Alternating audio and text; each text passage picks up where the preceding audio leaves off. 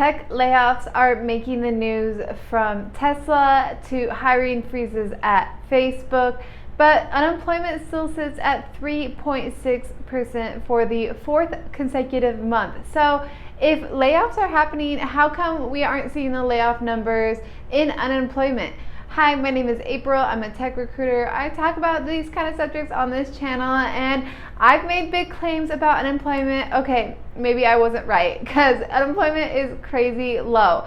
And it is surprising to see unemployment this low as we go into a recession. Super low unemployment is not always a good thing. Like in World War II, there was low unemployment due to both the population being reduced, unfortunately, due to war, but also because there were less people able to join the workforce during the war. But we are not at war, and while some baby boomers may be retiring, a lot of baby boomers are going back into the job force, and a lot of other people are getting multiple jobs. It seems like the low unemployment number does show a sign that people have multiple jobs. But if tech layoffs are happening, should there be some impact in the economy? Well, part of the reason that tech companies are laying off is because we haven't officially declared a recession yet. I'm playing with slime in the background of this video, so maybe you'll hear ASMR. It's actually the #1 shared term of my viewers. All of you guys like slime, so here's a slime. It's vanilla flavored and it's really fun to play with. But tech companies like to borrow money. I've talked about it in my other videos.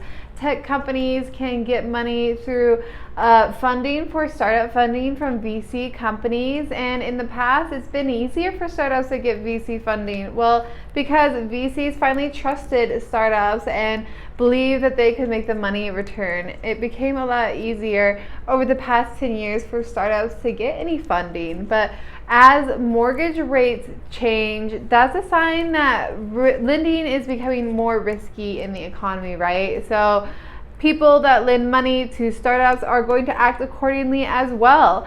Therefore, in the past, when money was cheaper to borrow, tech companies could take bigger moonshots to the moonshots, like a company like Uber or Lyft becoming successful. That's somewhat of like a moonshot there, right? And that was more possible just because money was easier and cheaper, but now it's not becoming so cheap. So companies can't make those crazy kind of moonshot risks and bets. So as mortgage rates increase, then we can expect tech companies to hire less, right? Because they can no longer take the big risk, and part of taking a risk with startups is hiring. Let's be real. Hiring is a risky business. Most companies don't know the people that they hire before they hire them, so it's all based on risk there. And a lot of these startups take a little bit more risk. Maybe they will hire a very talented, intellectually smart person, but they're difficult to deal with, right? That is taking a chance. Hiring someone that you can kind of tell they have a personality issue, or taking a chance at hiring someone on a high salary. That's been a strategy for a lot of startups to get people on the team, is just to offer them really high salaries. And that's risky too. Like, what if you hire someone at a crazy $250K salary and they get on the job and like they crazy slack around, they're a personality issue, they aren't as good as you thought they were, and now you're stuck paying someone super expensive. So companies will stop being so risky with who they hire as mortgage rates go up. Interest rates are increasing as a way to combat inflation.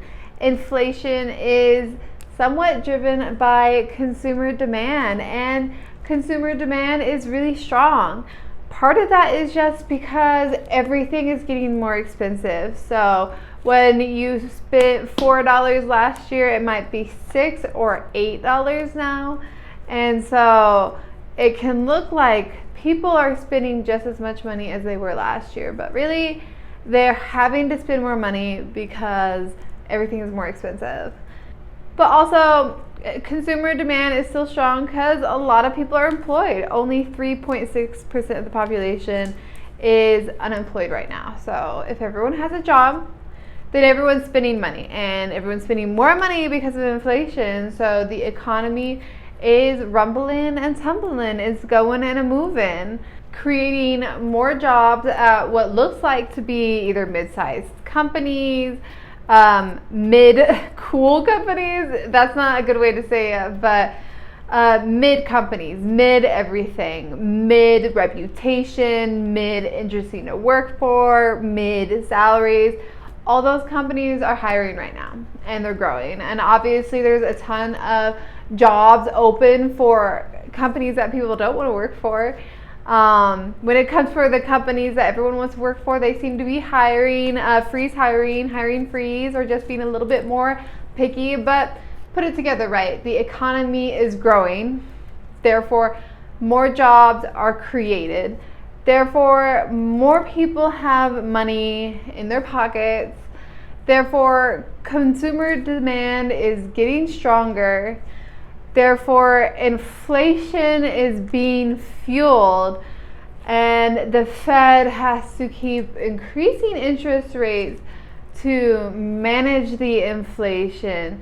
That means that the cost of borrowing is going to keep getting more expensive. That means that the cost of moonshotting, like the cost of startups taking risks, that's both in hiring, but in business moves, growth, speed of growth, all of that slows down. And eventually it comes to hiring. The companies start to hire less and start laying off. So that's how the economy is both seeming to go well, unemployment is low, but tech is laying off. And I think personally that the tech layoffs will take a while to play out in the economy, because not a lot of people realize how much of the economy depends on tech workers spending their money. I'm talking about service jobs, right? If you live in a expensive area, you know that tips are really great at cafes in expensive areas, because those people have more money to spend. And as people get laid off, people are getting laid off, but also there's hiring freezes. I'm still hearing about people getting crazy high offers, and I think we'll keep seeing that in tech for over 10 years, right? Like tech is still going to be able to offer the crazy high salaries, but it's just not going to become as common, especially with startups. I'm seeing a ton of product management people, marketing people, front end people, UI people on the job market right now, and I think that's going to play out interesting. Lots of people are talking about how there's lots of career shifts happening since COVID, and I could bet some money that people who were doing front end before COVID are going to switch careers. I already know someone who's doing that. They're going into architecture from front end, and I think it's a great move because they didn't have very good job tenure in the past, so why not try to restart and get a better resume? And that's going to affect the economy. If you have people that were doing front end product development, product management, they got to go into a new career. They're probably going to have a lower salary now because they're starting in a new field and a new industry. They're going to have less money in their pocket. As interest rates change, people who have variable interest rates on their mortgage, they get laid off, they could be in trouble. They might need to sell their house, which if they have to sell their house at a lower price, that affects everyone around them, right? It affects all the home prices around them. Tech people might get laid off and they have to stop paying their pet insurance, their renter insurance, their subscriptions. They might sell their BMW as a used car to just have some extra cash, for buying opportunities in the future. That's all eventually going to trickle down. And I still think that these companies that are struggling to hire now are still going to struggle to hire because no one wants to work there. That's why they can't hire. No one wants to work there. Any company that offers anything decent is hiring people. They might not be the best at their hiring. So I think those companies are still going to see that, but competition is going to increase for more of the mid jobs, mid-sized company, mid-level interesting, mid-level difficult. And if you are in cloud, data, backend stuff, you should feel a little bit better. You have more job security for sure, but in general, it's going to take a while for the tech layoffs to play out in unemployment. If you want to stay up to date with that kind of stuff, layoffs, I have a layoff playlist. I just did July. Sorry to be so distracted by my slime, but this is Peachy Babies. Of course, I have Peachy Babies. So trendy, right? This is the taiyaki flavor. It's a vanilla flavor. It's not very loud. Maybe you'll hear it in the video. I'm about to record my July layoff video. Seeing some common themes: investment companies, e-com companies, the tech solution for older industries. That's kind of not doing well. But please subscribe to my channel so you can check out my layoff video. I'm going to do a video about startups to not start right now. It's pretty obvious the trends. I would say now is not a time to start a social media app. Obviously, the Gen Z has only cared about TikTok and nothing else, but some of the features around social media, like content creation marketing companies, are not doing too well either. I heard someone else say that the era of getting super rich on TikTok is going away. I think we're getting close to the end. Maybe this is the last 10 years of being able to just get super famous on social media. We'll see. Here I am on YouTube trying to do economic news, so please share this video with your friends in the tech industry who are saying, why is unemployment still low and there's still so many tech layoffs?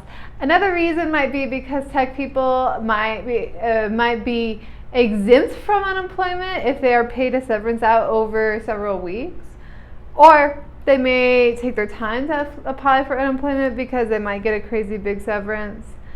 Or they might take their time to find a job because they will have high expectations for a salary in a market that has increasing competition.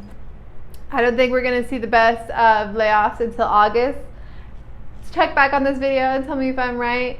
If you're watching this after August 2020, let me know in the comments below if I was right or not. Maybe September might be the poppin' month. We'll see. Thanks for watching this video and checking out my channel. I hope to see you in the next one.